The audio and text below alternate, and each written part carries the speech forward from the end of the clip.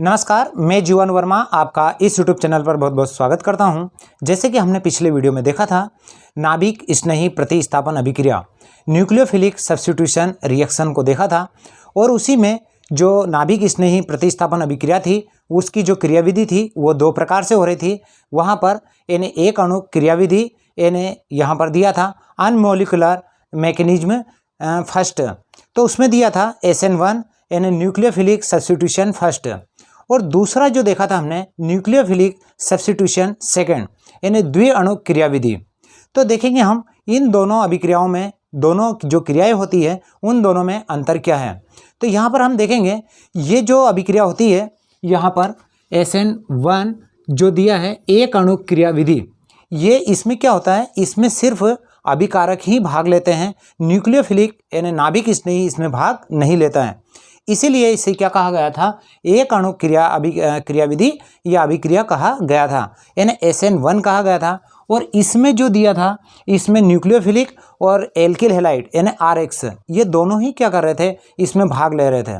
तो इसलिए इसे क्या कहा गया था, द्विअणु अभिक्रिया कहा गया था, यानी द्विअणु अभिक्रिया कहा था।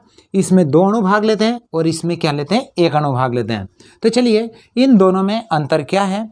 पहला जो अंतर दिया है इसमें जो पहला अंतर रहेगा वो यहाँ रहेगा, इसमें जो अभिक्रिया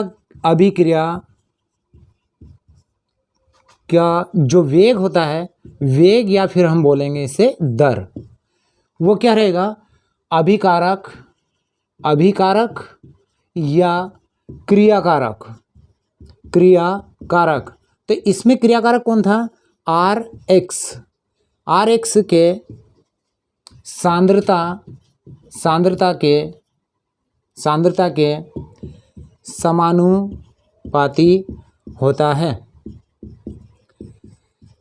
इसमें नाभिक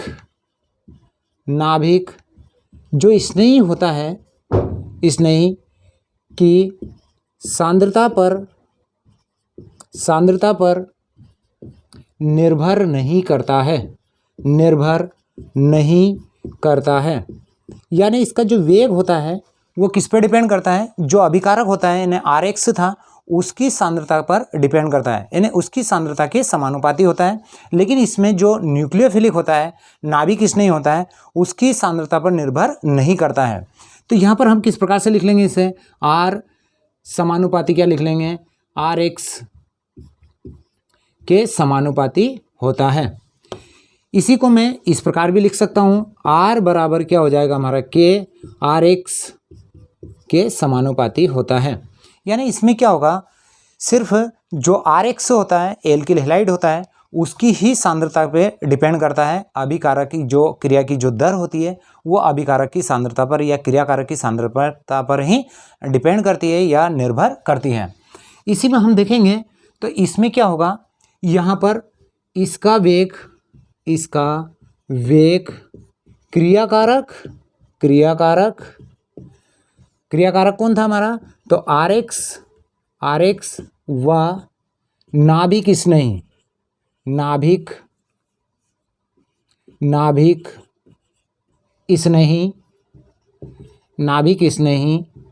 OH दोनों की सांद्रता पर निर्भर करता है। यदि मैं इसकी दर लिखना चाहूँ तो क्या लिखूँगा, R समानुपाती क्या लिखूँगा, RH और क्या लिखूँगा, OH न्यूक्लियोफिलिक की सांद्रता के समानुपाती होता है। और इसे ही क्या लिख लूँगा मैं, R = K और RH और यहाँ लिख लूँगा OH माइनस, इनकी सांद्रता के समानुपाती होता है अभिक्रिया की दर। इसी में जो सेकंड दिया है, सेकंड ये रहेगा, इसकी जो क्रियाशीलता होगी वो जो तृतीयक जो एल्किल हैलाइड रहेगा उसमें इसकी अभिक्रिया की जो दर रहेगी वो अधिक होगी। तो इसकी क्रियाशीलता का जो क्रम होता है, क्रियाशीलता का क्रम किस प्रकार से होगा, तो ये तृतीयक एल्किल हैलाइड में सबसे अधिक होगा, उसी के बाद में किस में होगा, द्वितीयक में होगा, और फिर किस में होगा, प्राइमरी में होगा, और फिर होगा हमारा एल्किल हैलाइड में होगा। तो इस प्रकार से इसमें जो क्रियाशीलता का जो दर होगी या क्रियाशीलता होगी वो तृतीयक एल्किल हैलाइड में सबसे अधिक होती है। और इसी के बाद में हम देखें तो इसमें इसमें जो प्राइमरी होता है उसमें अधिक होता है, यानी एल्किल हैलाइड में अधिक होती है। इसकी जो क्रियाशीलता होती है, क्रियाशीलता का क्रम किस प्रकार से रहेगा, तो इसी को हम क्या कर देंगे, तो CH3 और यहाँ कर देंगे एल्किल हैलाइड, इसमें सबसे अधिक रहेगा, फिर उससे कम रहेगा प्राइमरी एल्किल हैलाइड में, सेकेंडरी एल्किल हैलाइड, और यहाँ पर रहेगा टर्सरी एल्किल हैलाइड में सबसे कम रहेगा। इसी के बाद में जो हम इसमें देखते हैं, ये जो अभिक्रिया होती है ये कितने पद में संपन्न होती है, तो ये 2 पद में संपन्न होती है। जो पहला पद होता है वो मंद गति से होता है, और जो सेकंड वाला होता है वो फास्ट यानी तीव्र अभिक्रिया यानी फास्ट तरीके से होता है। तो इस यहाँ 2 पदों में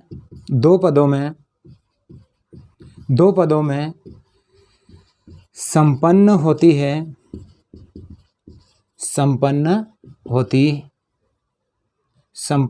है। ये जो अभिक्रिया होती है, यहाँ अभिक्रिया एक ही पद में संपन्न होती है। इसी के बाद में यानी ये 2 पद होते हैं, पहला फास्ट होगा और यहाँ पहला कैसा होगा, स्लो होगा, और सेकंड वाला कौन सा होगा, इसका फास्ट होगा। इसी के बाद में जो फोर्थ रहेगा ये क्या रहेगा, तो ये ध्रुवी जो विलायक रहेंगे, ध्रुवी विलायक, अब ध्रुवी विलायक कौन कौन से रहेंगे, जैसे KOH ये ध्रुवी विलायक रहेगा हमारा, H2O ध्रुवी विलायक रहेगा, में इसका वेग क्या होता है, अधिक होता है। इसमें जो फिफ्थ रहेगा, इसमें ध्रुवी विलायकों में इसका वेग क्या होता है, कम होता है। इसी के बाद में जो फिफ्थ वाला रहेगा, इसमें क्या होता है कि जब RH टूटता है तो एक कार्ब केटायन का निर्माण करता है, लेकिन उसमें कार्ब केटायन का निर्माण नहीं होता है, उसमें किसका निर्माण होता है, एक संकुल का निर्माण होता है। तो इसमें पहले पद में कार्ब केटायन का निर्माण होता है। इसमें किसका निर्माण होता है, तो इसमें हम देखेंगे, इसमें संक्रमण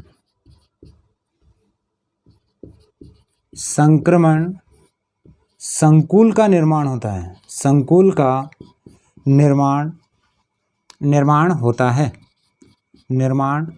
होता है।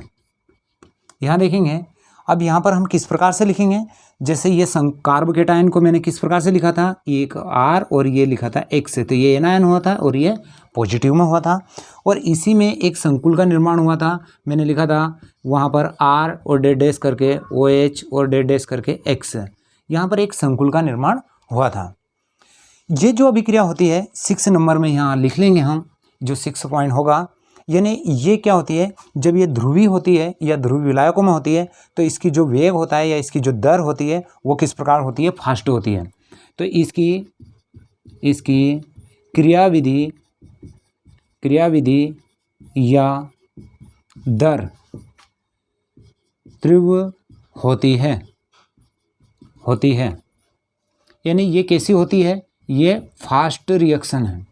किस प्रकार की रिएक्शन है, तो ये फास्ट रिएक्शन है।